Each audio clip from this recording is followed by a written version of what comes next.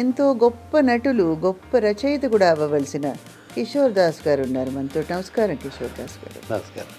మా ఎవరి గోల వారి ప్రోగ్రాంలో ముఖ్యంగా చెప్పాలంటే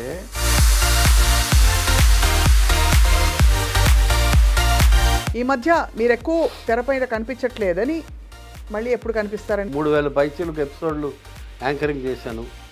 ఒక 85 సినిమాలు చేశాను. ఇంకా పని చేయాలా కానీ నాకు ఎప్పుడు అర్థం కాదు సార్, ఇన్ని వేల ఎపిసోడ్లు రకరకాల జానర్స్ చేశారు మీరు. మీకు పెద్దలకు మాత్రం అది ఎందుకు మిమ్మల్ని అలా అసోసియేట్ అయిపోయింది ఆ image? I feel happy for that. నాకు ఇప్పుడు నేను చేసిన డోసేజ్ కన్నా ఇప్పుడు వస్తున్న కార్యక్రమాల డోసేజ్ ఎక్కువ ఉంది. కొన్ని సినిమాలు మీకు బాగా మంచి పేరు తెచ్చిపెట్టిన పాత్ర ఒంగోలు గిత్త. కానీ ఆ సినిమా ఎంట్రీ చాలా గమ్మత్తుగా జరిగింది. నాకు ఓ రోజు ఆ కంపెనీ నుంచి ఫోన్ వచ్చింది. 1000 రూపాయలు చొప్పునిస్తాను, నేను ఇప్పుడే బాత్రూమ్కి వెళ్ళి వస్తాను సార్ అని ఇంటికి వచ్చాను. అలా ఒక్కసారి బాత్రూమ్కి వెళ్తే ఇన్ని 2000 పెరిగింది. అంటే కనీసం 10 సార్లు ఇక్కడ. సో అలా ఆ విధంగా ప్రయాణం కొనసాగుతున్న టైంలో ఈ మధ్య ఏదో మిమ్మల్ని ఇంట్లోంచి పంపించేసి 83 రోజులు హాస్టల్లో ఉన్నాను. ఎంతమంది సార్ మీరు? అన్న చెల్లెళ్ళు? 5గురు. ఎవరు లేరు ఇప్పుడు, ఒక్కడే ఉన్నారు. ఎలా జరిగింది సార్? ఉంది అంటే ఇది ఇంకో విషయం చెప్పొచ్చు చెప్పకూడదు. 7 ఏళ్ల కొడుకు కూడా పోయాడు క్యాన్సర్. 10 నెలలు యాతన పడ్డాను. అప్పట్లో డబ్బులు కూడా లేవు. అంటే కానీ జీవితంలో భాగం కదా సార్. జీవితంలో ఒకటమ్మా నేను గమనించాను, అన్నిటికన్నా కష్టం గర్భశోకం అంటారు కానీ కాదు, ఆకలి అన్నిటికన్నా డేంజర్. ఫుడ్కి డబ్బులు లేవు. వైజాగ్ వెళ్ళిపోయాను, ఏదో చిన్న ఉద్యోగం చేసుకుంటూ బతికాను. ఏంట్రా నువ్వు అన్నం తిన్నావా అన్నది. ఏడ్ చేశా. ఇప్పుడు ధనవంతుడు ఒకరోజు నేను అన్నం తిన్ను ఫాస్టింగ్లో ఉంటాను అంటే కాదు. మన దగ్గర తినడానికి డబ్బులు లేని పరిస్థితి ఉంటే థ్యాంక్స్ ఆఫ్ హంగర్ అంటారు. అది చాలా బాధగా ఉంటుంది.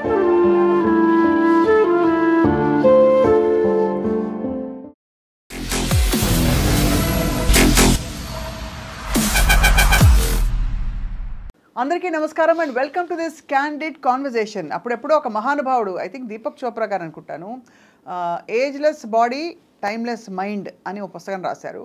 కొంతమంది వ్యక్తుల్ని చూస్తే అలా అనిపిస్తుంది అనమాట. నేను ఎప్పుడో 2004-05 సంవత్సరాలలో కలిసిన కిషోర్ దాస్ గారు ప్రముఖ నటులు, షో హోస్ట్ అండ్ ఇంకా బహుముఖీయులుగా అందరికీ పరిచయం అయ్యారు వారు కొన్ని సందర్భాల్లో.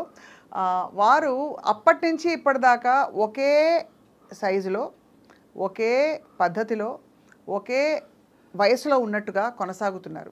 వారి బ్యూటీ సీక్రెట్ ఏంటో తెలుసుకుంటూ ప్రయాణంలోని కొన్ని విషయాలు కూడా తెలుసుకునే ప్రయత్నం చేద్దాం. సార్ నమస్కారం. నమస్కారం. ఏమి నేను ఎదగలేదు అన్నది బాగా చెప్పారు. Very happy to know it. గొప్ప ఆనందంగా ఉంది. ఎంత ఆనందం అమ్మా ఎదగకపోవడం అన్నది. అవును, బా happy. But you haven't aged actually at all sir. Physically and mentally. అంటే మెంటలీ అసలు ఏజ్ కాకూడదు ఎవరు. అవును. బట్ ఫిజికలీ కూడా you are looking as healthy as 20 years ago. Happy, very happy, always happy. అందరూ ఏం అనుమానం లేదు. అవును. ఎక్కువ పెట్టుకోను, వర్రీలు తక్కువ. మన వల్ల ఇతరులకు వరి అవ్వాలి కానీ అంతే తప్ప మనం వరి అవ్వ. నేను ఒకడికి ఛాన్స్ ఇవ్వను నన్ను బాధ పెట్టడానికి. ఎవరో ఏదో అన్నారనుకోండి, నేను క్యారీ చేశాను అనుకోండి, అతని తప్పు కాదు, నా తప్పు అవుతుంది. ఆ క్లారిటీ ఉంది. రైట్. ఈ మధ్య మీరు ఎక్కువ తెరపైన కనిపించట్లేదని, మళ్ళీ ఎప్పుడు కనిపిస్తారనే ఒక ప్రశ్న. చాలా వరకు చేశాను. 3000 పైచీలకు ఎపిసోడ్లు యాంకరింగ్ చేశాను. ఒక 85 సినిమాలు చేశాను. ఇంకా పని చేయాలా చాలు. అంటే పని కేవలం ఉల్లాసం కోసం కదా సార్? ఒక్క షో చేస్తున్నాను ఇప్పుడు, బాబాయ్ హోటల్ అని మల్లెమాల వాళ్ళకి ఈటీవీ అభివృద్ధి ఛానల్లో టెలికాస్ట్ అవుతుంది. అదొకటి చేస్తున్నాను చాలు. నెలకు 3-4 రోజులు వర్క్ ఉంటుంది. నాకు ఇష్టమైన పుస్తకాలు చదువుకుంటున్నాను. సినిమాలు రోజు ఒక సినిమా, 1.5 సినిమా చూస్తా ప్రతిరోజు. ఏదో పుస్తకం కాసేపు చదువుతా. తర్వాత ఫోన్ తినేస్తోందమ్మా టైమా. అంటే మీరు ఏం చేస్తారు? రీల్స్ అవి చూసుకుంటూ కూర్చుంటారు? అసలు ఏం చూడను, ఏం చూస్తానో నాకు తెలియదు. బట్ చాలా టైం ఫోన్ తినేస్తోంది. దాన్ని తగ్గించాలి అని రోజు అనుకుంటున్నాను. రోజు అనుకుంటా ఇవాళ కొంచెం ఎక్కువ చదవాలి అని. చదువుతా, ఖచ్చితంగా రోజు చదువుతా. చదవకపోతే ఒక ఎంప్టీనెస్ వస్తుంది. 100% చదవాల్సిందే. అయితే ఒకప్పుడు చాలా ఎక్కువ చదివేవాడిని, ఇప్పుడు ఎక్కువ ఫోన్ చూస్తున్నాను. చాలాసార్లు అనుకుంటున్నాను ఫోన్ తగ్గించాలి అని. తెలుగు సాహిత్యం నాకు ఏరియా ఆఫ్ ఇంట్రెస్ట్. ఓకే. చదువుతూ ఉంటాను పుస్తకాలు. అంటే ఎలాంటి సాహిత్యం? అన్నీ, మహమ్మద్ కదీర్ బాబు దగ్గర నుంచి కొంచెం సమకాలీన. కొడవటి గంటి కుటుంబరావు, అప్పటిదాకా రావి శాస్త్రి దగ్గర నుంచి అన్నీ, వాట్ నాట్, తిలక్ దగ్గర నుంచి శ్రీశ్రీ, సరే వదిలేయండి. ఏది కనబడితే అది చదువుతా. రాజా రామ్మోహన్ రావు కథలు అద్భుతంగా ఉంటాయి. వి రాజా రామ్మోహన్ రావు ఎక్స్ట్రాడినరీ రైటర్. చాలా రైటర్లు కూడా ప్రేమించే రైటర్ ఆయన. కానీ మీకు అంటే ఏ జానర్ నచ్చుతుంది? జీవితం, ప్రేమ కథలా, జీవిత సత్యాలా? Life life life life is more larger than all that. Life life Raja Rammohan Rao కథల్లో అధో జగత్ సహోదరుల గురించి ఎక్కువ ఉంటుంది. బిచ్చగాళ్ళు, పాకెట్ మార్లు, పనోళ్ళు, చిన్న చిన్న దుకాణాల్లో చేసేవాళ్ళు, పల్లెటూరు నుంచి ఊళ్ళకి మైగ్రేట్ అయ్యేవాళ్ళు, వాళ్ళ జీవితాల మీద ఫోకస్ చేస్తాడు. భలే ఉంటుంది. అదే కదీర్ బాబు ఇంకా అల్టిమేట్, చెప్పే పని లేదు అతని స్టైలు. ఈ మధ్య కొత్త పుస్తకం ఒకటి చదివాను, రవి మంత్రిది, అమ్మ డైరీలో కొన్ని పేజీలు. భలే ఉంది. అంటే ఎండమూరి దగ్గర మొదలుపెట్టాము అప్పట్లో. ఎండమూరి మేడస్, అసలు చదవడం నేర్పింది ఎండమూరి అని చెప్పాలి. ఆ పుస్తకాలన్నీ ఎప్పుడు చదివాను అసలు అన్నీ. అమ్మో అది ఏంటి ఆ పుస్తకం ఒకటి, వెన్నెల్లో గోదావరి కాదు, ఒక అంతర్ముఖం ఒకటి, ఋషి ఒకటి. ఋషి అయితే ఒక 200 సార్లు చదివి ఉంటాను ఎండమూరిది. అంతర్ముఖం ఒకటి చాలాసార్లు, ఒక 50-60 సార్లు చదివి ఉంటా. ఆ 2 పుస్తకాలు పర్టికులర్లీ ఎక్సైటింగ్. ఇప్పటికీ అప్పుడప్పుడు మనం ఒక్కోసారి ఏం చేస్తాం, టీవీలో సినిమాలు, అదే ఓటీటీలో సినిమాలు చూస్తుంటాం. ఒక్కోసారి మనకి ఏ సినిమా నచ్చదు, అప్పుడు వెనక్కి వెళ్ళిపోయి ఏదో పాత సినిమా, ఏ సంగమో చూస్తాం. అవును. లేకపోతే సత్యజిత్ రే సినిమా ఒకటి చూస్తాం, ట్రయో ఉంది కావాలది, అపూర్ సంసార్, అవన్నీ ఏదో ఒకటి చూస్తాం, పతేర్ పాంచాలి చూస్తాం, వెనక్కి వెళ్ళిపోతాం. అట్లా నాకు బ్లాంక్ అయిపోయినప్పుడు ఋషి చదువుతా. ఎండమూరి ఋషి చదివితే మళ్ళీ ఒకసారి ఛార్జ్ అవుతుంది. అట్లా చలం పుస్తకాలు చదివితే మళ్ళీ ఛార్జ్ అవుతుంది. చలం ముఖ్యంగా జీవిత ఆదర్శం. అసలు ఆ దేశికాచారి క్యారెక్టరైజేషను, బతకడం ఎలాగా అని నేర్పిస్తాడమ్మా దేశికాచారి. గొప్పగా ఉంటుంది.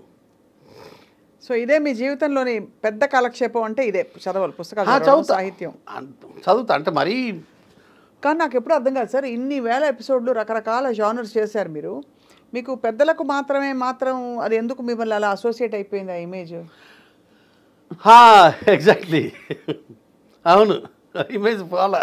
ఎందుకంటే I feel happy for that. నాకు ఇప్పుడు నేను చేసిన డోసేజ్ కన్నా ఇప్పుడు వస్తున్న కార్యక్రమాల డోసేజ్ ఎక్కువ ఉంది, చాలా ఎక్కువ ఉంది, చాలా అంటీన్ నెంబర్ ఆఫ్ టైమ్స్. అంటే ఇంటూ ఎన్ని వేయాలో తెలియదు. అండ్ నియర్ వల్గర్, నేను వల్గర్ కాదు ఏనాడు అవలేదా అస్సలు. నేను ఎప్పుడు నా ప్రోగ్రామ్ మీరు చూడండి కావాలంటే, మా టీవీలో ఉంటాయి రికార్డ్స్. అసలు ఎలా వచ్చింది సార్ అది ఆ కాన్సెప్ట్? అడవి శ్రీనివాస్ గారిది అది కాన్సెప్ట్. నాకు మొట్టమొదటి అవకాశం అది. That was my first debut. అది కూడా కొంత ఉంటుంది, ఫస్ట్ డెబ్యూ. బాగున్నాయి రెండు. సో దానివల్ల అది ఆ జానర్తో మీరు బాగా పాపులర్. నా క్లోజ్ ఫ్రెండ్స్ వాళ్ళ భార్యలు, అంటే ఎవరి ఫ్రెండ్స్ వాళ్ళ భార్యలు కూడా నేను ఆ ప్రోగ్రామ్ చేసే రోజుల్లో మాట్లాడేవారు కాదు, ఇళ్ళ లోపలే దాక్కునేవాళ్ళు. అవునా? 2003లో మామూలుగా నేను ఇంటికి వెళ్తే అన్నయ్య అని వచ్చే ఆడవాళ్ళు ఇంట్లో దాక్కునేవారు. నేను వెళ్తే తిరస్కరణ అది తెలియదమ్మా. కొంత అంటే ఉంటుంది కదా, ఆ రోజుల్లో కొంచెం అంత ఫ్రీగా లేదు. ఇప్పుడు అందరూ చేతిలో కెమెరా ఉండి రీల్స్ ఇష్టం వచ్చినట్టు అన్ని రకాల జోకులు వచ్చేస్తున్నాయి. సెల్ ఫోన్ వచ్చిన తర్వాత సొసైటీ మారిందండి, పాడు చేసింది సమాజం. అవును. బాగు చేసింది తక్కువ, చెడు చేసింది ఎక్కువ. మనోళ్ళు చెడు వెంటనే ఎక్కువ, తొందరగా bad news travels fast. Correct. That happens.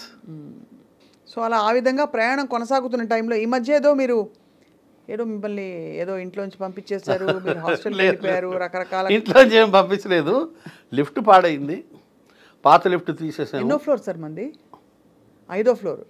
ఈ కరకర శబ్దం చేసే మోకాళ్ళతో 5 అంతస్తులు ఎక్కలేను కదా. అవును, ఏదో ఒకసారి అంటే ఎక్కొచ్చు, కష్టపడి. ఎప్పుడో ఒకసారి ఒక అరగంటకి పడుతుంది ఎక్కడానికి. అదే మెల్లిగా 4 మెట్లకి కూర్చుని అలా అయితే వెళ్ళొచ్చు, కానీ అది రోజు అప్ అండ్ డౌన్ కష్టం అని చెప్పి మీరు హాస్టల్కి మారిపోయారా? 83 రోజులు హాస్టల్లో ఉన్నాను. 83 రోజుల ఇంటి దగ్గరే చూసుకున్నారా హాస్టల్? లేదు, ఒక 10 కిలోమీటర్ల దూరం. అంటే మా క్లోజ్ ఫ్రెండ్ది హాస్టల్ ఉంది, అక్కడ ఉన్నాను అయ్యప్ప సొసైటీలో. చాలా బాగుంది హాస్టల్.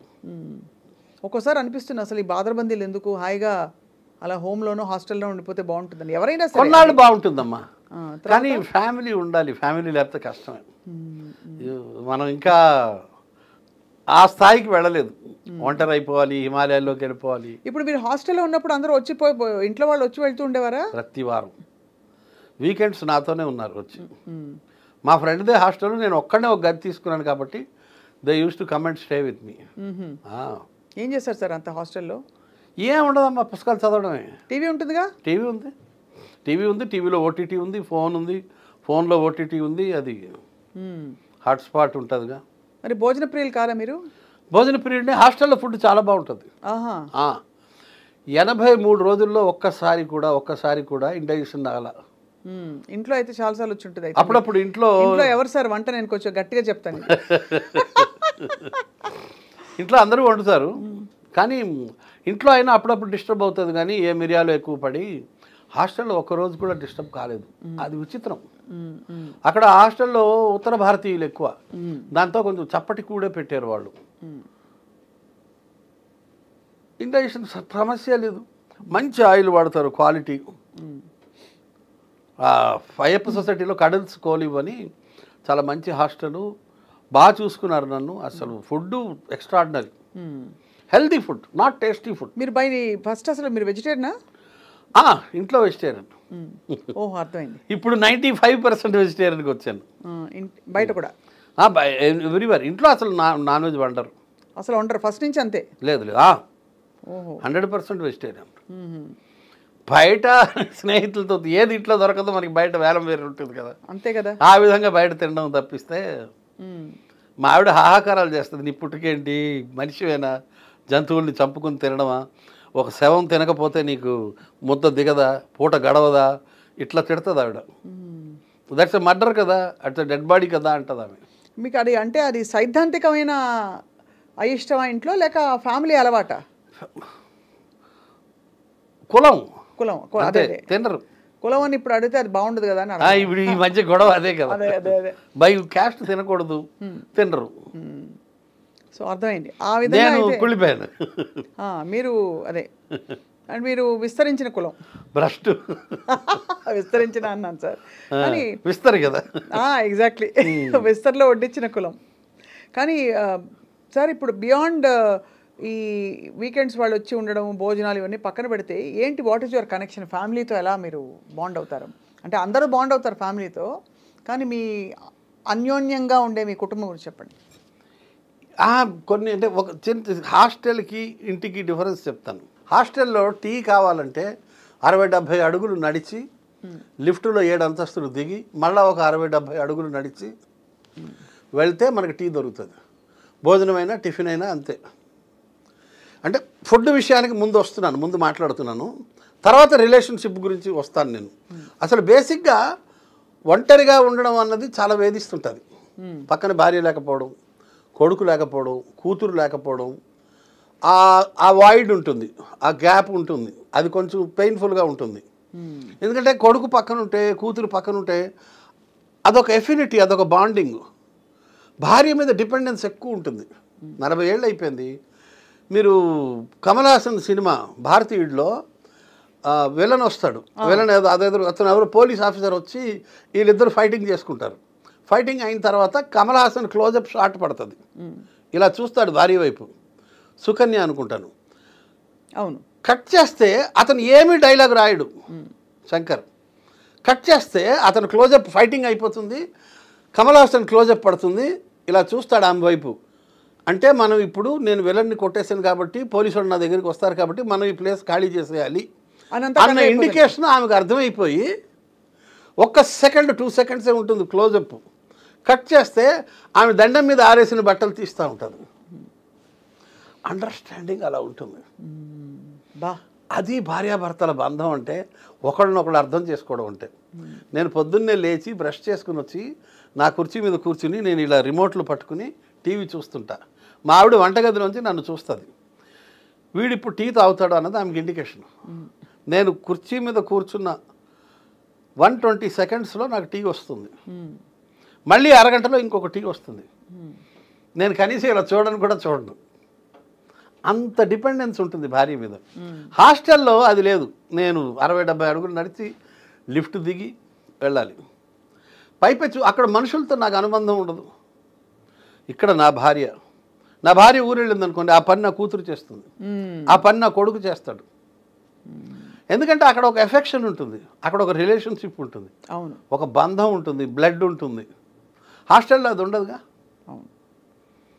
హాస్టల్లో ఒక ఎంప్టీనెస్ ఉంటుంది. మనం ఇక్కడ టీ తెచ్చే మనిషిగా చూసినా కూడా తెచ్చేవాళ్ళు తేరు. ఇలా ఇలా ఇలా తిరిగి చూసినా కూడా అంతేనా. ఇంట్లో మనకి ఆ బాండేజ్ ఉంటుంది. అవును. నాకు 83 రోజులు ఉండి వచ్చాను. అక్టోబర్ 23 వచ్చాను. ఆగస్ట్ 1 వెళ్ళాను. లాస్ట్ 10-15 రోజులు అయితే నేను కింద మీద అయిపోయాను. ఫిష్ అవుట్ ఆఫ్ వాటర్ అయిపోయాను. మా ప్రెసిడెంట్కి రోజు ఫోన్ చేసి, మహేష్ ఇంకా ఎప్పుడయ్యా లిఫ్ట్ తయారవుతుంది, అయ్యా హరి గారు, సెక్రటరీ గారు, వెంకట గారు ఎప్పుడు లిఫ్ట్ తయారవుతుందంటే, దాస్ గారు చేసేస్తాం, కొంచెం ఓపిక పట్టండి దాస్ గారు, అయిపోద్ది 2-3 డేస్లో. పాపం వాళ్ళు మా ప్రెసిడెంట్ సెక్రటరీ వాళ్ళు కూడా పాపం చాలా ఓపిక చేసుకుని, అయ్యా శ్రీధర్ గారు, ఎవటూరి శ్రీధర్ గారు కొంచెం లిఫ్ట్ చూడండి సార్, త్వరగా అయ్యేటట్టు చూడండి సార్ అని నేను ఫోన్లు చేసి పాపం చాలామందిని ఎంత విసిగించాలో అంత విసిగించాను. పాప వాళ్ళందరూ చాలా ఓపికతో నా జీవకులు నాతో పాటు ఉండే మా బిల్డింగ్లో ఉండే వాళ్ళందరూ ఎంతో ఓపికగా నాకు రిప్లై ఇచ్చారు. మొత్తానికి 83 డేస్ తర్వాత ఇంటికి వెళ్ళా. ఇంటికి వెళ్ళడానికి 83 డేస్ ఎందుకు పట్టింది? లిఫ్ట్ ఎందుకు? పాత లిఫ్ట్ తీయడానికి 4 రోజులు పట్టింది. ఓహో, తీసి కొత్త లిఫ్ట్ ఏమో పెద్దది. మళ్ళీ గోడలు పగలు కొట్టారు. గోడలు పగలు కొట్టి మళ్ళీ కాంక్రీట్ వర్క్ చేసి మళ్ళా వాటిని ఏమంటారు, రాళ్ళు పరుస్తారు, గ్రనైట్ రాళ్ళు పెట్టి మళ్ళీ కొత్త lift Johnson and Johnson automatic పెద్ద లిఫ్ట్ అది పెట్టేసరికి 83 రోజులు అయిపోయింది. ఈ లోపల పండగలు వచ్చాయి. పండగలకి ఏం చేశారు మరి? దసరా, దీపావళి కూడాను హాస్టల్లోనే. బహుత్ అన్యాయం. ఏం చేస్తాం, ఫోను ఒకళ్ళ మొహాల్లో భోజనాలు పట్టుకొచ్చారా? తెస్తారుగా, మామూలేగా అది. హాస్టల్లో కూడా స్పెషల్ ఫుడ్ చేశారు. దసరా వచ్చింది, దీపావళి వచ్చింది, లిఫ్ట్లో పనిచేసేవాళ్ళు రాలా, లేట్ అయింది. నేను ఇక్కడ ఉండిపోయాను. పాపం వీళ్ళు వచ్చి ఉన్నారు ఇక్కడ నాతో పాటు, ఇబ్బంది లేదు. కొడుకు ముఖ్యంగా కాపలా కాశాడు, ఫ్రీక్వెంట్గా వచ్చి వెళ్ళేవాడు. వాడు చూసుకున్నాడు బాగా. కొడుకు ఉంటే అదొక దమ్ము, ధైర్యం గొప్పగా ఉంటుంది. ఎంతమంది సార్ మనకి? అబ్బాయి అమ్మాయి. అబ్బాయి అమ్మాయి. అబ్బాయికి ఎన్నేళ్ళు? 34. అమ్మాయి 10 years చిన్న. నాకు 40 ఏళ్ళప్పుడు కూతురు పుట్టింది. When I was 40-year-old. And she is now 24. So అయితే మీరు 64. 63 years and few days. మొన్న అక్టోబర్ 11 అమితాబ్ బచ్చన్ నేను ఒకే రోజు, సంవత్సరం తేడా. అబ్బా, పుట్టాం. చాలా మీరు ఈవెంట్ఫుల్ లైఫ్ అంటే ఫస్ట్ నుంచి. కానీ ఈ ఎంటర్టైన్మెంట్ మీడియాలోకి అసలు ఎలా వచ్చారు మీరు? అనుకోకుండా వచ్చాను. నేను ఈనాడు ఆంధ్రజ్యోతిలో కొద్దికాలం ఉద్యోగం చేసి జర్నలిస్ట్గా ఉన్నారు. తర్వాత వదిలేసి అడ్వర్టైజింగ్ ఏజెన్సీలో అనువాదాలు చేసుకుంటూ ఉండేవాడిని. మీరు చెప్పిన కొన్ని కోట్స్ చెప్పరా? ఒక ఐడియా మీ జీవితాన్ని మార్చేస్తుంది. అది మీద సార్ నేను విరివిగా చాలాసార్లు వాడేసుకున్నాను. మంచిదేగా, ఒక్క ఐడియా జీవితాన్ని మార్చేస్తుంది. ఐఎమ్ ప్రౌడ్ ఆఫ్ యూ అమ్మా. ఎన్నిసార్లు వాడుకుంటామో. అది లోయల్ ఇంటాస్ వాళ్ళకి రాశారు. గిరి సార్ మేనేజర్ అప్పుడు. ఆ ఏజెన్సీతోనే ఒక మంచి అనుభవం ఉంది, చెప్తాను. అట్లా చాలా రాశాను. తర్వాత స్మాల్ సేవింగ్స్ కూడా రాశాను. సొమ్ము భద్రం భవిత బంగారం అదొకటి రాశాను. దానికి ఇంగ్లీష్ ఏదో ఉండే, సేఫ్ మనీ ఫ్యూచర్ ఏదో ఉండే. ఒరిజినల్ పట్టుకోను నేను, భావంలోకి వెళ్ళిపోతాను. అంటే ట్రాన్స్లేషన్స్ ఇవి. ఐడియా మీ జీవితాన్ని మార్చేస్తుంది. అది కూడా అనువాదమే. అనువాదం ఒరిజినల్ ఏంటో. Original an idea changes your life, something like that. అదే అదే నేను అంతా ఒకేసారి వస్తుంది థాట్ అనమాట. ఇంగ్లీష్లో థాట్ వస్తుంది, అక్కడ ఇంగ్లీష్ లైన్, ఇక్కడ తెలుగు లైన్ రాస్తాం అట్లా. వాయిస్ కూడా ఇచ్చారు కదా మీరు యాడ్స్కి వాటికి. ఏది మీరు ఎక్కువ బాగా తృప్తినిచ్చిన జాబ్ అంటే మీ వర్క్ ఏది? ఈ యాంకరింగ్ ఒకవైపు, యాక్టింగ్ ఒకవైపు, అడ్వర్టైజింగ్ లైన్ ఒకవైపు, ఇంకోవైపు వాయిస్ ఇవ్వడం. జర్నలిజం. అవునా? ఎవరినైనా ఉతికారేసారా? అలాంటి జర్నలిజమా? కాదు, మంచి జర్నలిజం అంటే మంచి అంటే ఐఎమ్ సేయింగ్ నేను ఉండే జర్నలిజం. కల్చరల్ రిపోర్టింగ్ చేసేవాడిని. పెద్ద జర్నలిస్ట్గా పెద్ద గొప్పగా సాధించింది ఏం లేదు, మీలాగా సాధించింది ఏం లేదు. నేను మనుషుల్ని సాధిస్తా సార్, ఏం సాధించాను తెలియదు కానీ అంతేగా. నేను ఇంట్లో వాళ్ళని సాధిస్తుంటాను.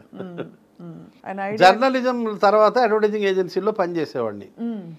ఒకరోజు ఏదో ఇట్లా కూర్చుని ఉంటే యాడ్ ఏజెన్సీలో ఒక ఆమె మాలిని రెడ్డి అనే మేడం వచ్చి, దాస్ నువ్వు చిన్నప్పుడు ఎప్పుడు నాటకాలు వేసానని చెప్పావు నాకు, ఇవాళ ఏదో ఆడిషన్స్ జరుగుతున్నాయి, ట్రై చేయి ఒకసారి అంది.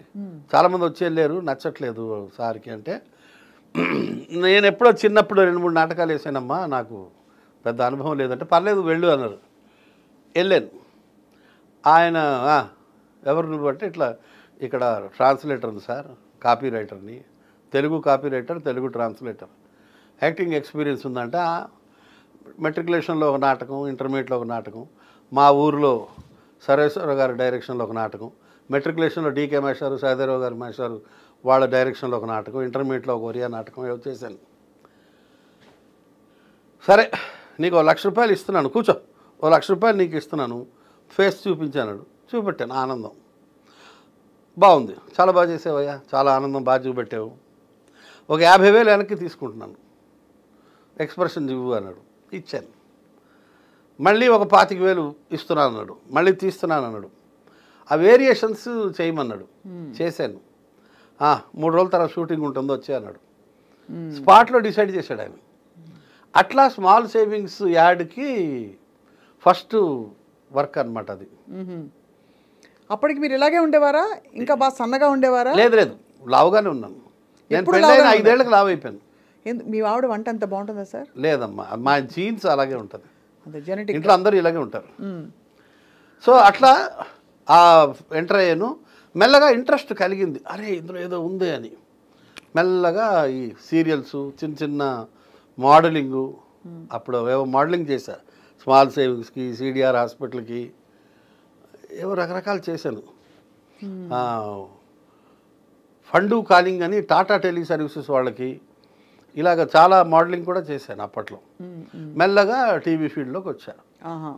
ఒకనొక పార్టీలో అడవి శ్రీనివాస్ గారు కలిసి అవకాశం ఇచ్చారు. మొదటి టెస్ట్లో ఫెయిల్ అయ్యాను, తర్వాత పాస్ అయ్యాను. మెల్లగా వచ్చేసింది. తర్వాత ఈటీవీ 2లో ఆహా అనే ప్రోగ్రామ్ 7 ఏళ్ళు చేశాను. తర్వాత ఎవరి గోల వారిది సూపర్. ఎవరి గోల వారిది అయితే సూపర్ హిట్. ఒక 5 ఏళ్ళు దున్నేశారు మీరు. అసలు ఆ షో కోసం వెయిట్ చేసేవారు అందరూ. ఇందాక మీరు లక్ష్మీ పార్వతి వాయిస్ చేశారు కదా, కొంచెం చేయండి ఒకసారి, చెప్తాను. అంటే ఏ విధంగా? ఇప్పుడు ఏదైనా నన్ను ఇంటర్వ్యూ చేయండి. లక్ష్మీ పార్వతి ఎంతో గొప్ప నటులు, గొప్ప రచయిత కూడా అవ్వవలసిన కిషోర్ దాస్ గారు ఉన్నారు మనతో. నమస్కారం కిషోర్ దాస్ గారు. నమస్కారం. మా ఎవరి గోల వారిది ప్రోగ్రాంలో ముఖ్యంగా చెప్పాలంటే అన్ని వాయిస్లు ఒకే మనిషి ఇచ్చాడు. ఎవరు సార్ వాళ్ళు? భవిరి రవి. భవిరి రవి గారు నాకు తెలియకపోవడం ఏంటి సార్? ధ్వని అనుకరణ చక్రవర్తి. అవును, ఆల్ వాయిసెస్, ఇందిరాగాంధీ దగ్గర నుంచి, బరాక్ ఒబామా దగ్గర నుంచి, సోనియా గాంధీ దగ్గర నుంచి, జవహర్లాల్ నెహ్రూ వాయిస్ దగ్గర నుంచి, రాజశేఖర్ రెడ్డి గారి అందరికీ నమస్కారములు, అంతేనా? అదే బరాక్ ఒబామా. అసలు ఏంటేంటో చేసేస్తాడు ఆయన, మాయ చేసేస్తాడు. అవును అవును, అద్భుతం. మీరు మిమిక్రీ చేస్తుంటే గుర్తొచ్చింది మా భవిర్ రవి. నాకు ఇంట్రెస్ట్ సార్ మిమిక్రీ. నేను కూడా ఒక 8-10 గొంతులు అలా ప్రాక్టీస్ చేసి చిన్నగా. భవిర్ రవి 150కి పైగా గొంతులు చేశాడమ్మా. అయ్యో, ఆయన తోపు, జీనియస్. అసలు నాకు ఆశ్చర్యం వేస్తుంది, అంత టాలెంట్ ఎట్లా ఉంటుంది ఒక మనిషి దగ్గర అని. అన్ని వాయిస్లు చేయడం అంత చిన్న విషయం కాదు. అండ్ దాదాపు నేరుగా చేస్తాడు ఆయన. చంద్రబాబు అంటే దాదాపు చంద్రబాబు దగ్గరగా వెళ్తాడు. మీరు చేయరా సార్ మిమిక్రీ? అస్సలు రాదమ్మా, అసలు. మీరు జస్ట్ వచ్చి సూత్రధారుడు అంతే. మీరు వచ్చి అనేసి ఇదేం జరిగిపోతుందని నేను కొంచెం సెటైర్ బాగా పలుకుతుంది నాకు, కొంచెం. అంటే మెయిన్గా అంటే నేను డైరెక్టర్స్ యాక్టర్ని ఆల్వేస్. నాకు పెద్ద సొంతంగా ఏమీ అన్ని తెలివితేటలు ఉండవు, అంత టాలెంట్ కూడా లేదు. అయ్యో. కానీ డైరెక్టర్ చెప్పింది పట్టుకోగలుగుతా. మాకు అంజద్ బాబు గారు డైరెక్టరు. ఆయన అసలు ఆయన కూడా చాలా సహజ వేటకారి, మామూలు కాదు రియల్ లైఫ్లో కూడా. అంతే. ఆయన చెప్తాడు, నేను చేసేస్తాను. నేను ఏ షూటింగ్కి వెళ్ళినా కూడా, నేను ఇప్పుడు వినోద్ ఫిల్మ్ అకాడమీలో ప్రిన్సిపాల్గా పనిచేస్తున్నాను. నేను మా స్టూడెంట్స్కి ఎప్పుడు చెప్తుంటాను, షూటింగ్కి వెళ్తే ఫస్ట్ డైరెక్టర్ నాడి పట్టుకోండి అంటాను. అవును, డైరెక్టర్ పల్స్ పట్టుకోవాలి. నేను అది పట్టేస్తాను, వదిలిపెట్టినది చాలా ఫాస్ట్గా పట్టుకుంటాను, కాబట్టి ఇబ్బంది లేదు. అవును, సహజంగా వాళ్ళని చేసి చూపించమంటాను నేను. I request them.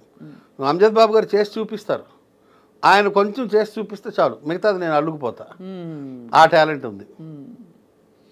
సో అలాగా మీ ప్రయాణం టీవీ తోటి, అలాగే కొన్ని సినిమాలు మీకు బాగా మంచి పేరు తెచ్చిపెట్టిన పాత్ర ఒంగోలు గిత్త సినిమా మొత్తం ఉంటాను. అవును, రామ్. కానీ ఆ సినిమా ఎంట్రీ చాలా గమ్మత్తుగా జరిగింది. నాకు ఓ రోజు ఆ కంపెనీ నుంచి ఫోన్ వచ్చింది, మేము ఇలాగ ఒక క్యారెక్టర్ అనుకుంటున్నాము, యాక్చువల్లీ ప్రొడ్యూసర్ గారే చేసేస్తారు అనుకున్నాము, చిన్న క్యారెక్టరు,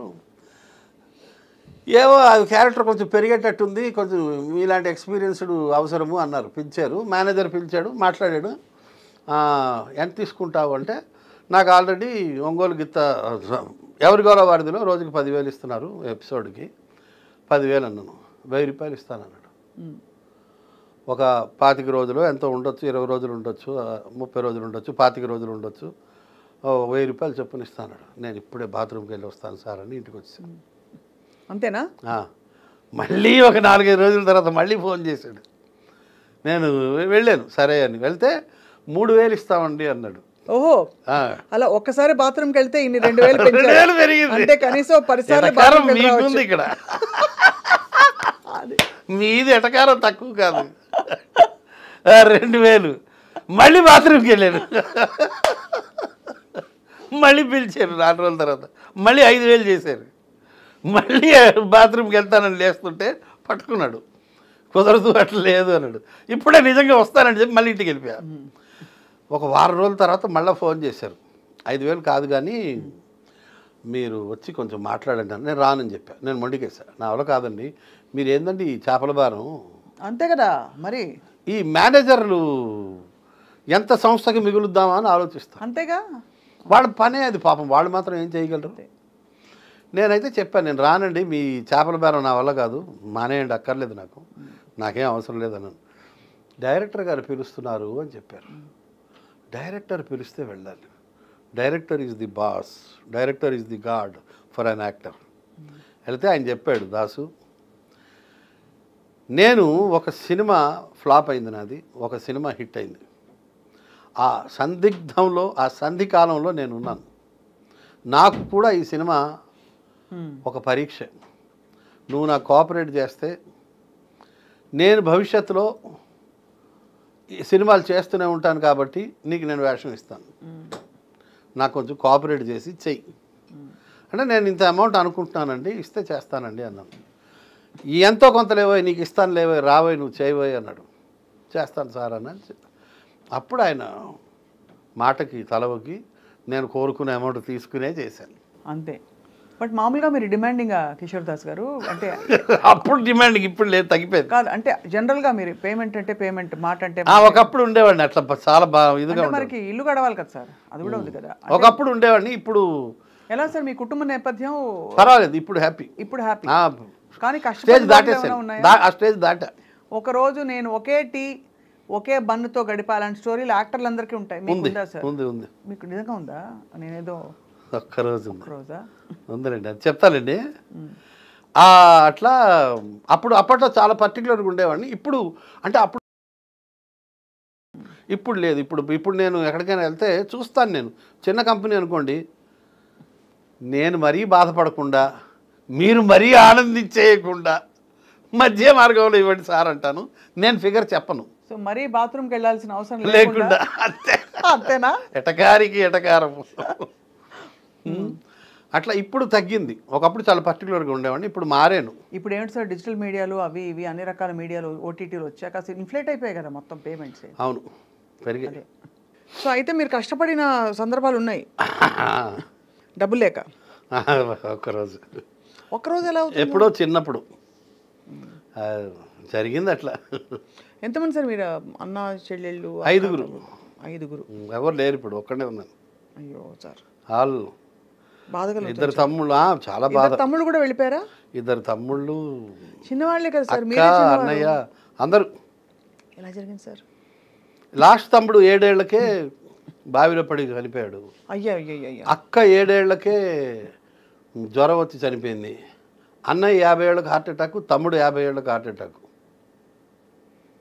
బాబోయ్. ఉంది. అంటే ఇది ఇంకో విషయం చెప్పొచ్చు చెప్పకూడదు, 7 ఏళ్ల కొడుకు కూడా పోయాడు క్యాన్సర్తో. ఇన్ని బాధలు చూసా లైఫ్లో. అమ్మా నాన్న కూడా పోయారు, ఒక్కడే మిగిలే. ట్రాజిక్. కొడుకు ముఖ్యంగా 2-3 ఏళ్ళు పట్టింది కోలుకోవడానికి. కానీ ఎలా సార్ క్యాన్సర్? ఏం క్యాన్సర్ వచ్చింది? ఇక్కడ న్యూరోబ్లాస్టోమా అని multiple మెలైన్ tumours in the head. ఇవన్నీ గడ్డలు వచ్చాయి అబ్బాయికి.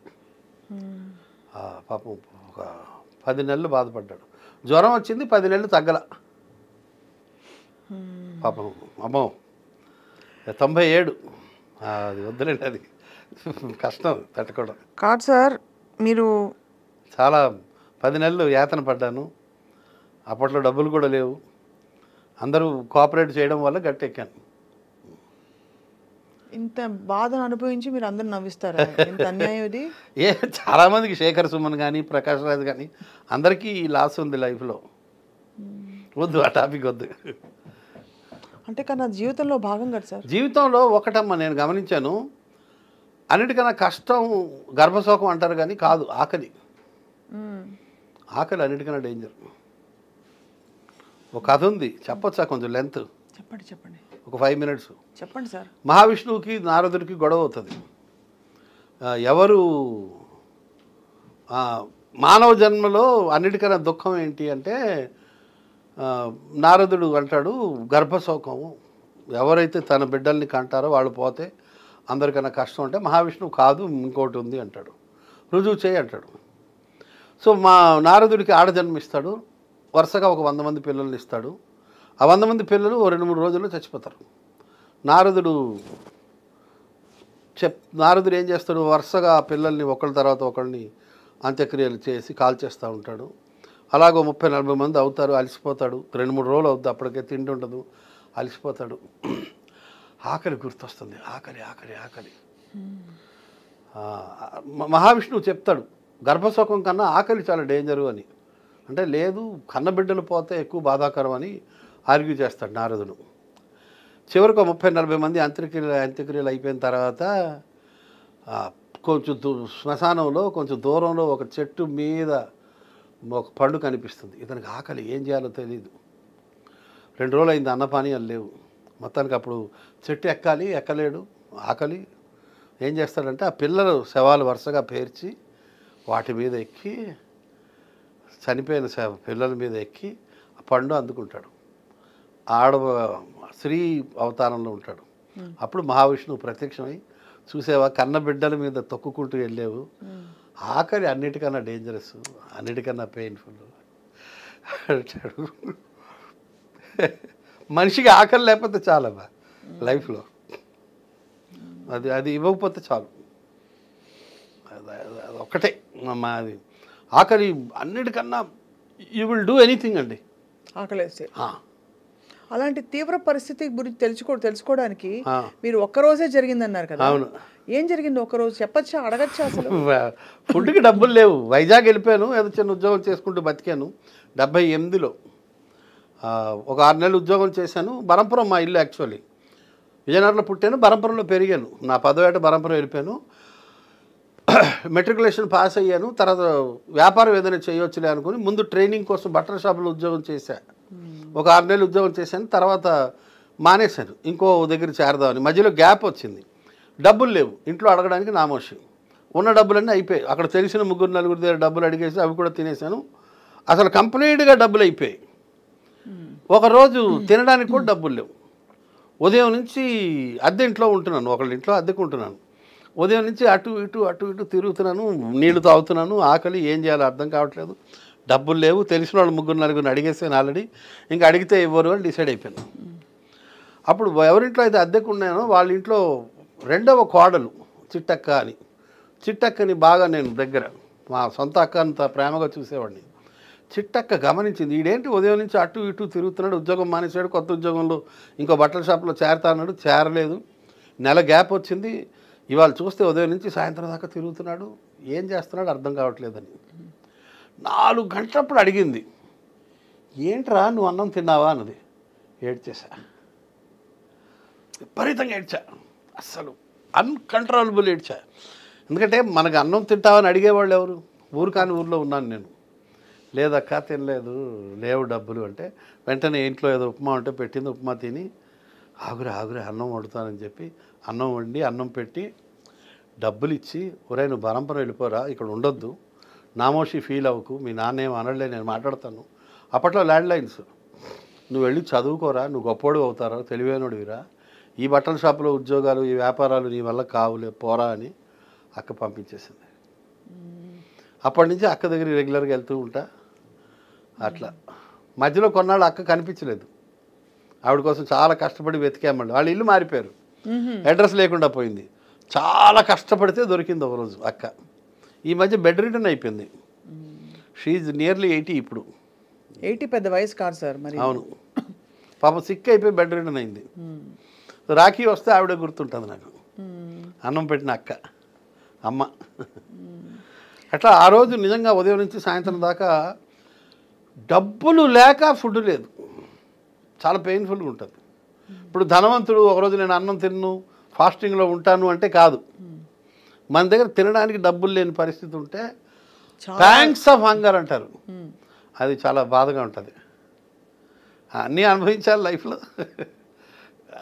చెప్తారు కదా, 7 సముద్రాలు కాళ్ళు తడవకుండా దాటగలం కానీ కన్నీరు లేకుండా మానవ జన్మ పరిపూర్తి కాదు అని.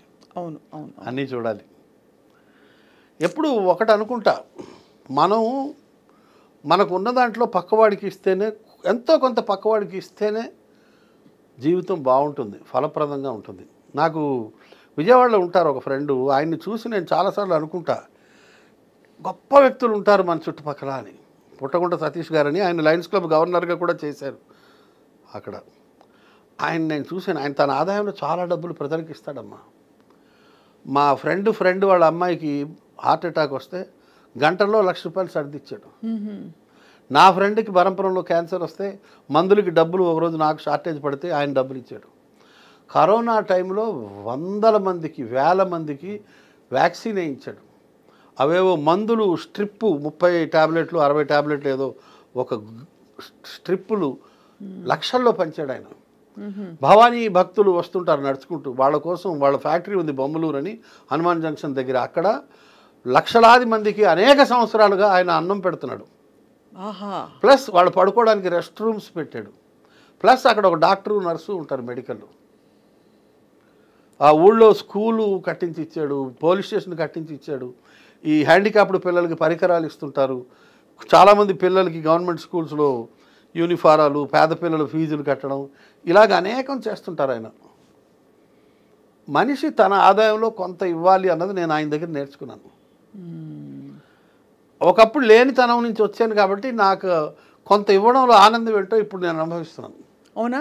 మీరు రెగ్యులర్గా మీరు డొనేట్ చేస్తారని తెలుసు. నేను ఫిక్స్గా పక్కన పెట్టుకుంటాను. నాకు ఎక్కడైనా 10,000 వచ్చాయి అనుకోండి, ఒక 500 పక్కన దాచేస్తా. నేను ఇంత సంపాదించలేదు, ఈ 10,000 నాకు మల్లెమాల నుంచి ఒక 27,000 వస్తాయి నెలకి, లేదా 34,000 వస్తాయి. వెంటనే ఒక 2,000, 2,500, 3,000 తీసి పక్కన పెట్టేస్తా, దాచేస్తా. దానికి ఒక వేరే కవర్ ఉంది, ఆ క్యాష్ రాగానే కవర్లో తోసేస్తా, డ్రా చేస్తాను డబ్బులు, ఆ కవర్లో పెట్టేస్తా. అవి అప్పుడప్పుడు చారిటీకి వాడేస్తా. జోక్ వేయచ్చా సార్? కొంత చేయకపోతే దేవుడు మనల్ని చూడ్డు. అవును, కరెక్టే. అవును, జోకులు వేయండి. జోకులు వేయచ్చా సార్? ఆ కవర్ ఎక్కడ పెట్టారో ఎవరికి తెలియదు, అబ్బాయి ఒక్కడికే తెలుసు. అవునా? వారసుడికి అన్నీ తెలుసు. పిల్లలతో ఎలా సార్? పిల్లలు మీ ప్రొఫెషన్ నన్ను ఆడుకుంటారు వాళ్ళు. ఓ, మీతో ఆడుకోరు, మిమ్మల్ని ఆడుకుంటారు. ఎవరికైనా వచ్చిందా ఈ మీడియా సైడ్ ఈ పిచ్ అంతా? ఇంట్రెస్ట్ లేదు. లేదు. మా అమ్మాయి డెలాయిట్లో 3 ఏళ్ళు ఉద్యోగం చేసి మానేసి ఇప్పుడు ఎంబీఏ ఎంట్రన్స్ ప్రిపేర్ అవుతుంది. నిన్న మొన్న క్యాట్ ఏదో అయింది, రాసింది. ఇప్పుడు ఇంకేదో ఇంకా పరీక్షలు ఉన్నాయట రకరకాలు. పేర్లు ఏంటి సార్ పిల్లల పేర్లు? అవినాష్, హిమశ్రీ, అవినాష్ కుమార్ ధన్కాణి, హిమశ్రీ ధన్కాణి. సింధీ వాళ్ళం మేము. ఓహో, దాస్ అని అలా వచ్చిందా? సింధీ వాళ్ళ సార్? సింధీ అయితే సార్ నాకు కూడా సింధీ తెలుసు, నేను చెప్తాను చూడండి. చెప్పండి చెప్పండి. సాయి భాజీ ఆకుకూర తెలుసు కదా, నాకు చేయడం వచ్చు. Very good. మీరు సింధీ వాళ్ళని ఇంతవరకు అసలు నాకు ఎంత ఎంత నేను ట్రై చేసినా గెస్ట్ బరంపురం అంటే ఒరిస్సా అనుకున్నాను నేను, ఒరిస్సా అక్కడ వాళ్ళు అనుకున్నాను. కానీ సింధీ వాళ్ళైతే మరి తెలుగులో ఎలా సార్ మీరు ఎలా ప్రత్యక్షమయ్యారు? హిందీ మాట్లాడతారా? సింధీయే మాట్లాడతాం హిందీ ఇంట్లో, ఖచ్చితంగా సింధీయే మాట్లాడతాం. మా ఆవిడైతే మరీ వెరీ పర్టికులర్ అబౌట్ సింధీ. ఆవిడ వేరే భాష మాట్లాడదు అసలు. ఆమె చదువుకోలేదు, ఆమెకు హిందీ ఒకటే వచ్చు, సింధీ వచ్చు. సో అనివార్యంగా సింధీయే మాట్లాడతాం. మీరు ఎలా వెళ్ళి మీ పెళ్లి చూపులా? బంధువులం, అరేంజ్డ్, ప్యూర్లీ అరేంజ్డ్ మ్యారేజ్. ఎప్పుడు మనకి మా సొంత నాన్నగారి తమ్ముడు భార్య పిన్ని కదా, పిన్ని చెల్లెలు ఆవిడకి వదిన. డైరెక్ట్ మా పెళ్ళికి ముందే వాళ్ళతో బంధుత్వం ఉంది. సో నేనెవరో అన్నది మా మామయ్యకి తెలుసు. సో అలా మీరు మీ ఆవిడ కానీ అరేంజ్డ్ మ్యారేజ్, పెళ్లి చూపులు, అరేంజ్మెంట్ అన్నీ రెగ్యులర్గా అయింది. మామూలు. మీరు ఎప్పుడు ప్రేమలో పడలే ముందు కానీ తర్వాత కానీ? పడితే మాత్రం చెప్తావా? శ్రీదేవిని ప్రేమించాము, మాధురి ఈ దీక్షిత్ పార్ట్ మాత్రం మీ ఆవిడని కూరకలు ప్రాండి తెలుగు రాదు ఆవిడకి, పర్వాలేదు. ఇంకేం సార్ ఫుల్గా చెప్పండి సార్, మన మధ్య దాపరికాలు ఏంటి అని చెప్పండి. మనం అనుకుంటే అవుతుందా? రామ్ గోపాల్ వరం ప్రేమించాడు, నేను ప్రేమించిన దానికన్నా ఎక్కువ ప్రేమించాడు శ్రీదేవిని. ఏం చేస్తాం? మాధురి దీక్షిత్ అంటే బాగా ఇష్టపడ్డాను. మీరా? బాగా, చాలా ఇష్టం. కానీ ఇప్పుడు చూస్తే కొంచెం కష్టపడేలాగా ఇప్పుడు మారిందా? చాలా మంది మారిపోయారని అంటున్నారు అందరూ. ఆవిడ ఐశ్వర్య రాయ్ అంటే అందుకే సార్ అందం మీరు అంత పెట్టకూడదు, మనసునే చూడాలి ఎప్పుడు అనిపిస్తుంది. అంతే కదా సార్? మాధురి దీక్షిత్ గారి డాన్స్లా డాన్స్ ఆరాధించారు. ఈజ్ ఏం ఈజ్ అండి. పాత సినిమాలు వేరు ఎంతైనా, ఇప్పుడు వస్తున్నాయి కానీ మామూలు. ఈ మధ్య మీరు సినిమాల్లో ఎక్కువ కనిపించలే, చేయట్లేదుగా అసలు వచ్చినా చేయట్లేదా రావట్లేదా? లేదు, రెండు. Okay okay. అంటే మోకాళ్ళ నొప్పులు ఎక్కువైపోయి నిలబడలేకపోతున్నాను ఎక్కువసేపు, అందువల్ల చేయలేకపోతున్నాను. బాబాయ్ హోటల్ కూర్చునే ప్రోగ్రామ్ కాబట్టి ఒకటే చేస్తున్నాను. అదొకటి కాలక్షేపం అయిపోతుంది కాస్త. కాలక్షేపానికి ఏం లోట్లేదు. పుస్తకాలు చదువుతాను. మీకేంటి సార్ సాహిత్యం? పుస్తకాలు చదువుతాను, సినిమాలు కూడా చూస్తా, బలంగా చూస్తాను సినిమాలు. తర్వాత హోమియోపతి ఒకటి ఇంట్రెస్ట్. అదే మీరు అక్యుపంక్చరు, హోమియోపతి మీకు ఇంట్రెస్ట్లు? నాకు పీజీకే వెంకటేశ్వరరావుని ఇప్పుడు ఐజాగ్ షిఫ్ట్ అయ్యారు మహబూబ్నగర్ జిల్లా. ఆయన్ని చూసిన తర్వాత హోమియోపతి మీద ఇంట్రెస్ట్ కలిగింది. ఆయన మూలాల్లోకి వెళ్ళి ట్రీట్ చేస్తాడమ్మా. ఎలాంటివి? డయాబెటీస్ ఇలాంటివా? డయాబెటీస్, బీపీ ఎప్పుడు హోమియోపతి వెళ్ళకూడదమ్మా. అది క్లియర్. హోమియోపతిలో అంత రీసెర్చ్ జరగలేదు. డయాబెటీసు, బీపీ ఎప్పుడైనా సరే ఎలోపతియే వాడడం సేఫ్. ఎందుకంటే అవి పారామీటర్స్ మారుతుంటాయి, వాటిని మానిటర్ చేయాలి జాగ్రత్తగా. అవును, నేను చూశాను కొన్ని కేసులు చూశాను. ఆ పీజీకే వెంకటేశ్వరరావు గారు ట్రీట్ చేయడం. ఆయన క్లాస్మేట్ ఒక కేసు చూశాను, పిల్లాడికి విరోచనాలు అవుతుంటే ఆయన కూడా డాక్టరే, పేషెంట్ ఫాదర్, కానీ ఆయన ఇస్తే తగ్గలేదు, ఈయన మందు ఇస్తే తగ్గిపోయింది. ఏంటంటే అన్ట్రీటెడ్ ఫ్రాక్చర్ ఉంది, అన్ట్రీటెడ్ ఫ్రాక్చర్కి ఈయన మందు ఇచ్చాడు పీజీకి, విరోచనాలు తగ్గాయి. ఓహో.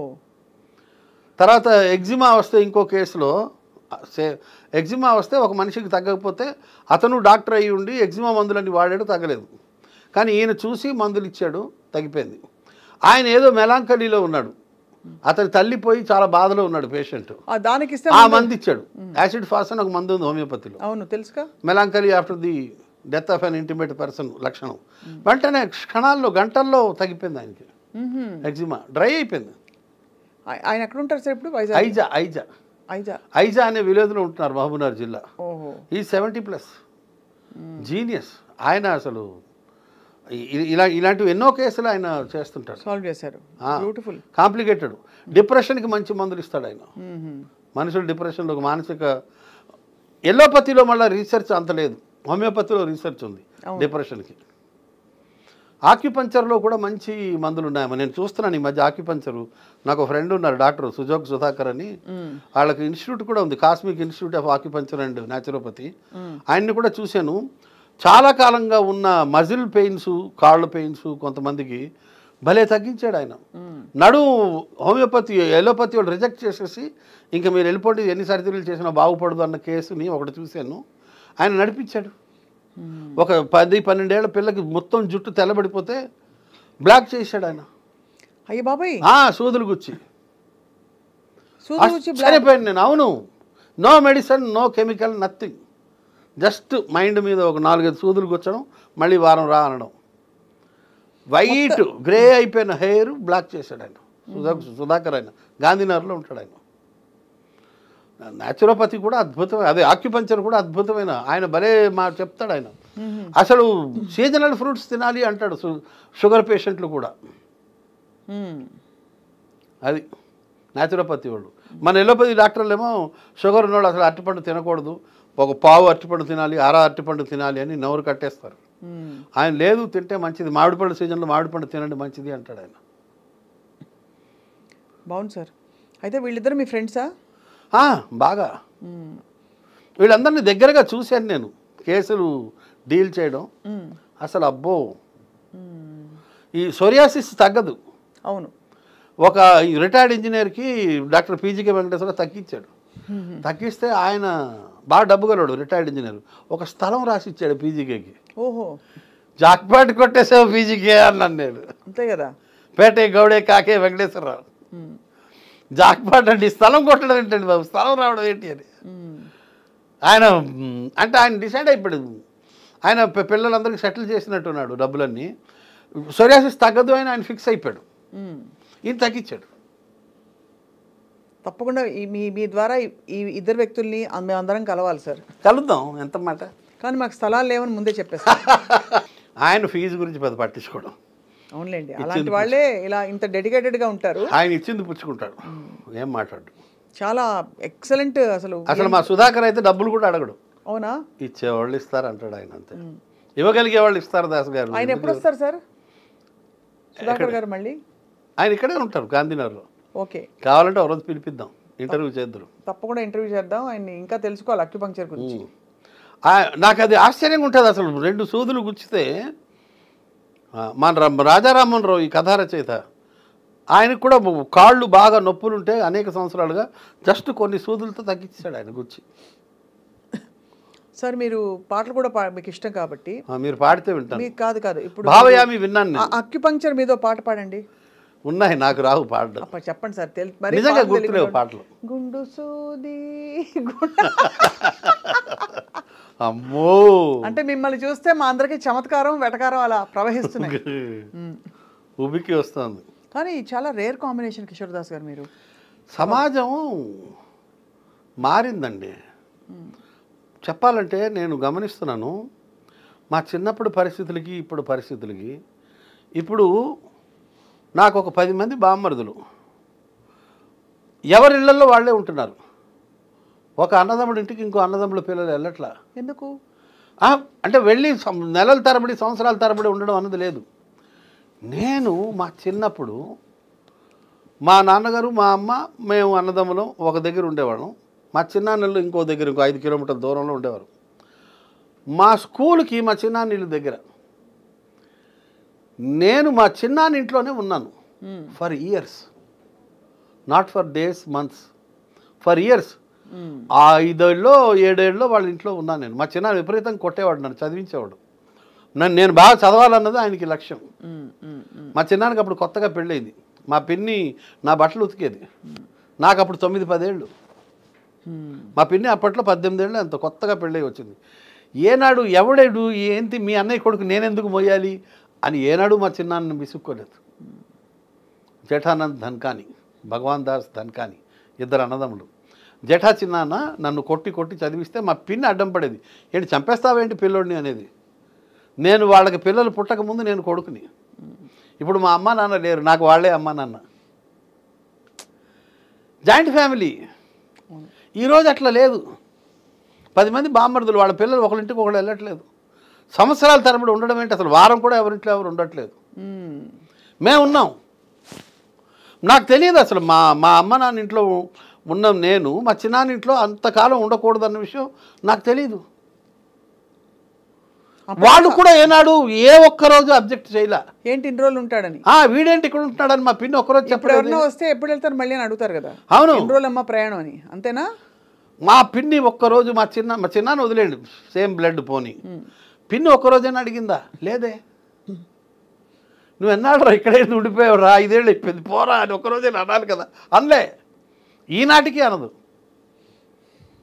బొంబాయిలో ఉంటారు, అక్కడ ఒక గది ఉంది, నేను ఎప్పుడు వెళ్ళినా గదిలో ఉంటా, అది నీ గదేరా అంటది మా పిన్ని ఇప్పటికీ.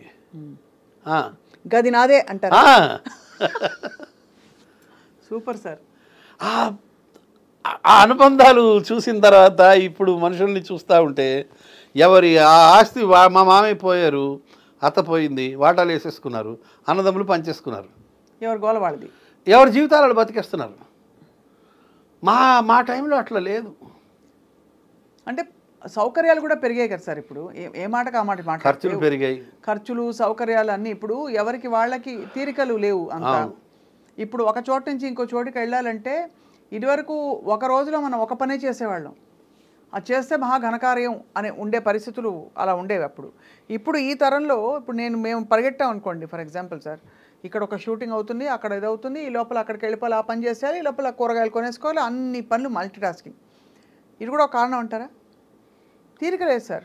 అనుబంధాలు తగ్గిపోయాయి, ప్రేమలు తగ్గిపోయాయి. ఇంకెన్నాళ్ళు ఉంటానో కానీ ఇవన్నీ చూస్తుంటే అప్పుడప్పుడు ఆలోచిస్తుంటే నాకు అర్ధరాత్రి మెలకు వస్తుంటుంది.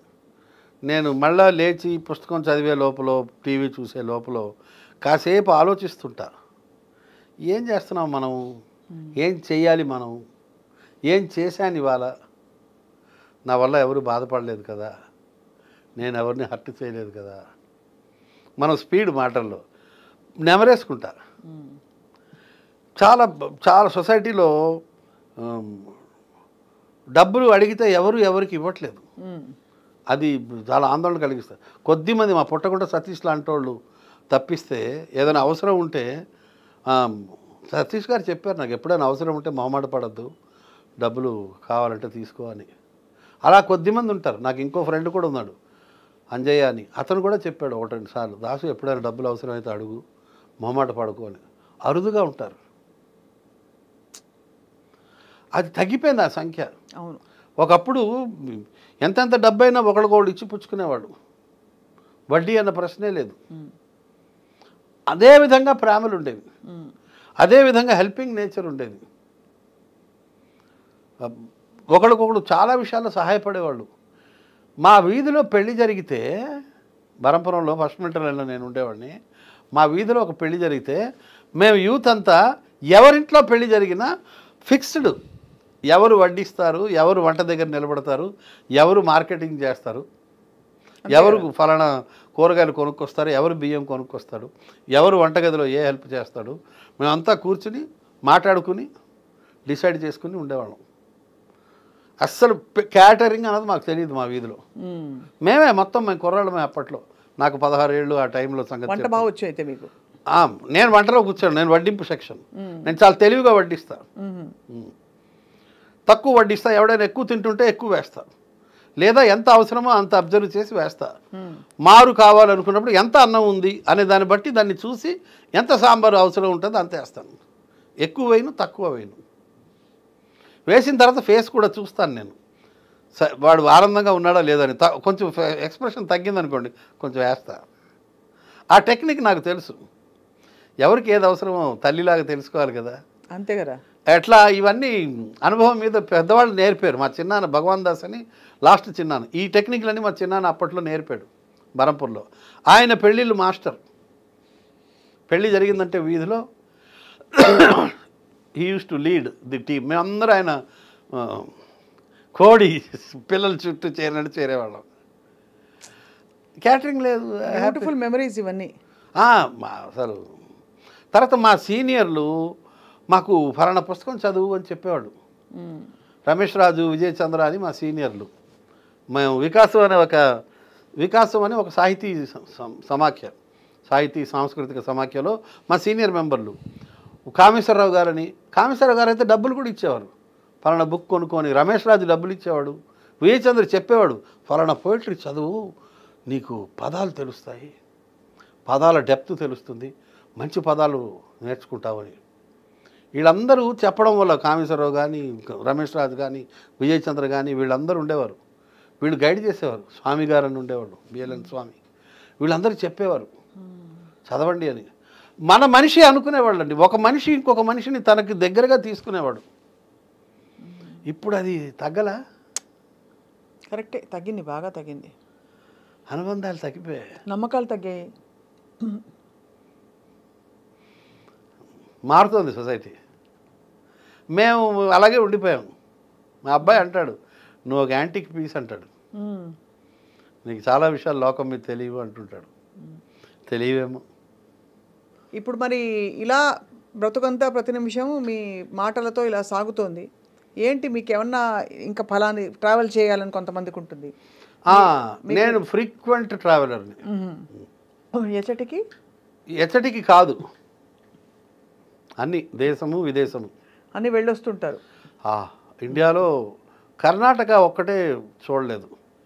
పక్కనున్న కర్ణాటక చూడలేదు, అన్నీ చూస్తారా? అని కేరళ కానీ, తమిళనాడు కానీ, ఢిల్లీ కానీ, కాశ్మీర్ వెళ్ళారా? అమృత్సరు, హిమాచల్ ప్రదేశ్, షిమ్లా. హిమాచల్ ప్రదేశ్ షిమ్లాయే కదా. ఆ తర్వాత అమృత్సర్ చుట్టుపక్కల అన్నీ చూసాను. బాగా బార్డర్కి వెళ్ళాను. చండీగఢ్, లూధియానా, ఆ బెల్ట్ అంతా తిరిగేసాను. షిమ్లాకి వెళ్ళాను. మొత్తం ఢిల్లీ, కలకట్టా వదిలేయండి, అసలు మాకు పక్కనే బరంపురంకి. కలకట్టా చాలాసార్లు వెళ్ళాను. బొంబాయి, షిర్డీ కానీ, కేరళలో చాలా ప్లేసెస్ చూశాను. తమిళనాడులో ప్రతి వీధిలో ఏ గుడి ఉందో చెప్పగలను, అంత తిరిగాను. అబ్బా, తమిళ్ పేసెల్లా తెలియం, ரொம்ப நல்லா தெரியும். వరాదు వరాదు వరాదు, కొంచెం వరకు. Okay okay. నా కత్రికేన్ ఏమిటి? నేను కత్రికేన్ నేర్చుకుంటాను. కత్తికపోరేన్, కత్తిరికేన్ అని నాకు చెప్పిన వాళ్ళు అట్లా చెప్పారు. కత్తిండిరికేన్, కత్తినిరికేన్. లేకపోతే నేను కత్తిరికాయన్ అంటే నేను వంకాయ. నాకు ఒక కత్తిరికాయ నాకు ఒక 100 పదాలు వచ్చు తమిళంలో. అంతేనా?